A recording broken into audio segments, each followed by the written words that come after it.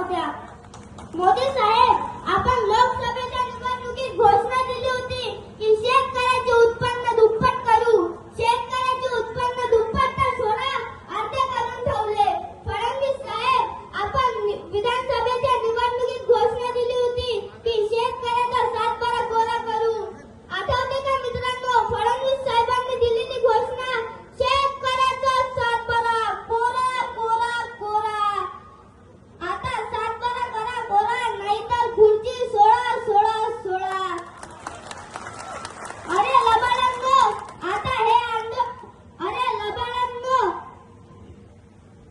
मित्रांनो, या सरकारने आम्हाला खूप लुबाडलं.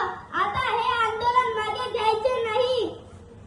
जोपर्यंत शेतकऱ्याचा संपूर्ण कर्जमाफी व शेतमालाला भाव मिळत नाही, तोपर्यंत हे आंदोलन चालू ठेवू.